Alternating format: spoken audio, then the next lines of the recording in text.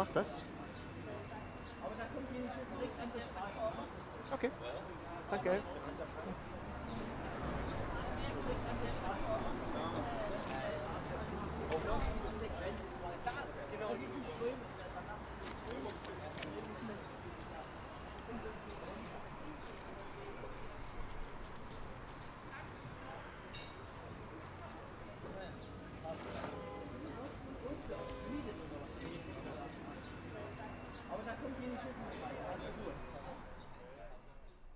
I can't help but to think about your practice as being one that's almost like a street photographer, but instead of roaming the streets of, let's say, New York or Los Angeles to look for the moment, Right. you're looking through, sieving through countless number of pictures, trying to find that moment that you find, some sort of poetic beauty. In a way, it's quite comparable to how photographers work because they more or less erratically move through public spaces, hoping to find the one situation that gives them the opportunity to make the kind of picture they're looking for. But at the same time, of course, I'm not a photographer because I don't have a camera with me. I just have a bag where I put in the photographs I find. So it is a kind of archaeological research, though I really don't dig. I do have access to a virtually unlimited number of snapshots that are out there. I look at them, I'm curious, but then of course I'm extremely selective because not everything people make is so interesting. I mean, you have to take the liberty of being selective and say, well, I like the particular quality in this or that. I prefer to ignore or neglect large parts of it. It's not that I'm subscribed to the idea that everything is interesting. No, most of it is not. So it's looking at a lot of redundant and really uninteresting stuff, trying to find the interesting gems in there. What did that say?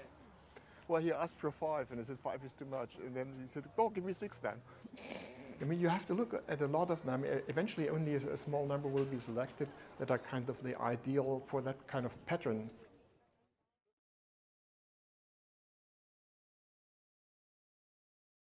So it started in 1982. I was curious what photography museums do and what photography collections do include and what they do not include. In looking at collections, we pretty soon get an idea of what is being collected and what's the emphasis of those collections. But photography is much more than art photography or the few fields that are being considered for museum collections. And if you want to have a true picture of what photography is, you should include much more, at least in samples. Of course, you can't collect everything. While I was busy with those ideas, mulling over different options, I found a snapshot in the street and I looked at it and I dropped it again. And 5 minutes later, I said, oh my God, somebody had intentionally dropped it. So that must be so bad or so disturbing that it's exactly the opposite of what the museum does. So I started collecting these abandoned but quite often thrown out photographs, intentionally thrown out, destroyed, torn up. It turned into a nearly obsessive activity of roaming the streets and looking for other people's rubbish. So if we could find a way to combine what the museum does as an established collection and what I do, emphasizing on the stuff that apparently should not have any future at all, this creates a much more complete picture of photography as an entity.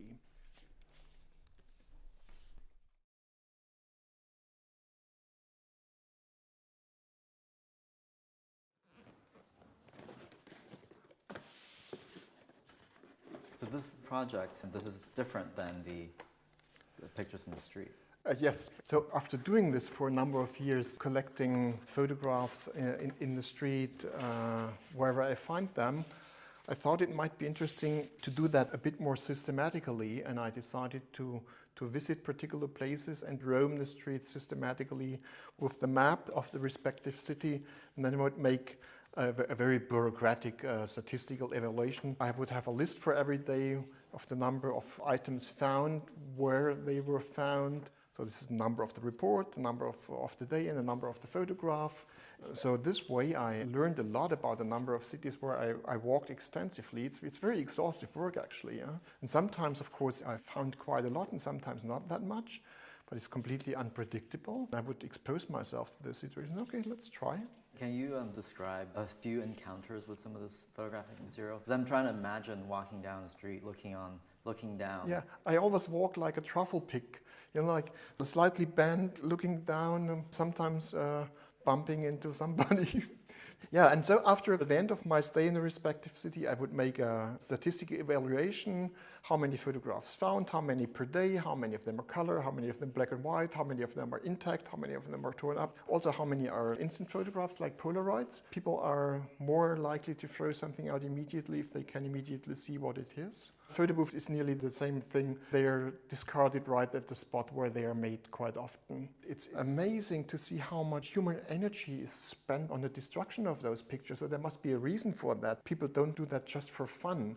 I never know for sure because I find anonymous photographs, but it triggers imagination. And when I exhibit that as my work, I just know nothing about it. Even under torture, I could not answer any questions about those photographs. It depends on your imagination or mine, and your guess is as good as mine, and I like that, being on par with the audience.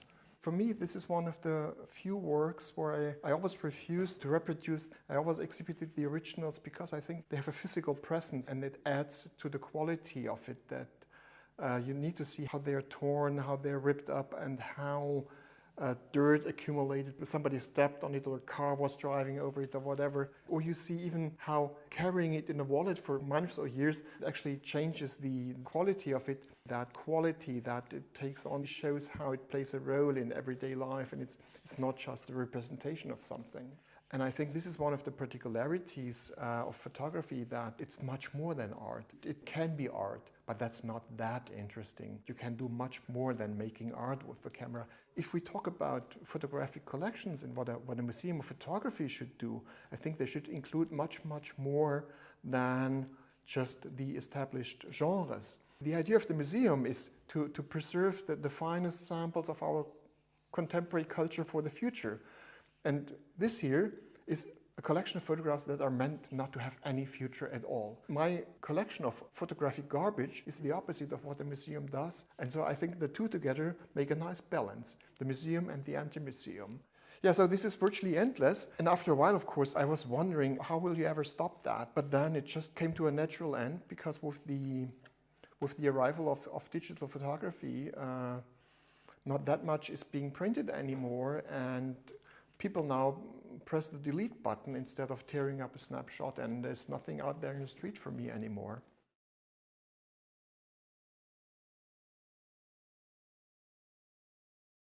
Popular photography has changed dramatically during the past, let's say, 20 years, and we see a lot of image patterns that emerge for a moment and then they disappear again. If you look at anything pre-21st century, not many people photographed the food before they consumed it, and now it's extremely popular.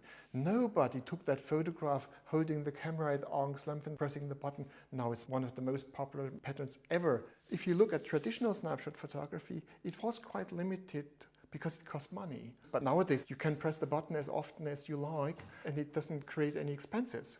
So that's certainly one factor. But the other one is people discover the fun of it. People now apply photography in every situation. There's nothing that's not being photographed permanently. Some of it, of course, is strange. Some of it is very strange.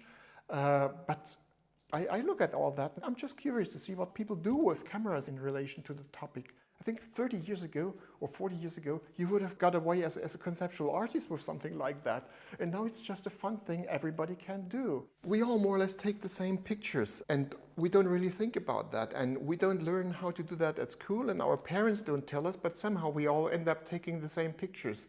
I'm quite fascinated by that. I try to understand how many patterns there are, where they come from, how they emerge, how they disappear. There's micro patterns and temporary motifs that are quite popular one day and then it disappears again. Like this one, I switched on the computer one morning, and one of the first photographs I saw was somebody had photographed the front page of the local newspaper the day after Obama was elected president for the first time. I started looking for similar pictures throughout the day, and in the evening I had more than 100 of those. Well, this is a historic moment, as depicted on the front page of your local newspaper, so let's keep a copy of that, and instead of keeping the original paper, take a photograph of it. Serves the same function. And you know, nobody had told people to do that, but then they all had the same idea, all languages, all countries, all around the globe, always the same photograph. This was one of my surprising discoveries when I worked on that project, Other People's Photographs. I discovered that the world is rotating. When I switch on my computer in the morning, I can see that a lot of Japanese pictures are being uploaded. And then slowly the Chinese are following. And eventually in the course of the day, we arrive in Europe. And when I switch off, the Americans just start uploading. You really can follow the actual and recent production of the day. There's so incredible numbers of photographs. Of course, for a while it was really addictive to get into that, and we always discover something new, and it turned into a really obsessive behavior of trying to get a grasp on as much as possible. On the one hand, I have unlimited supply to material, and on the other hand, I have access to digital printing, and I could churn out books on a daily basis. But of course, that's mad then. So for a while, it was really seductive just to turn everything into a project.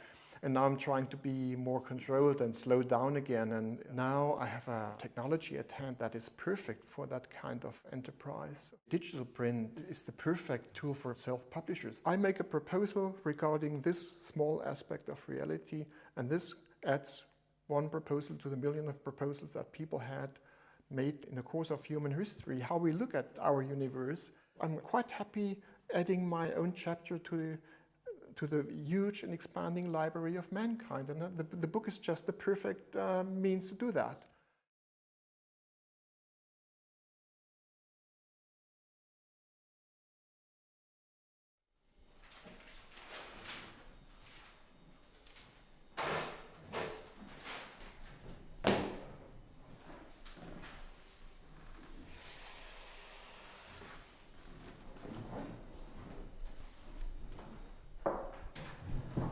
Mein Buch ist da.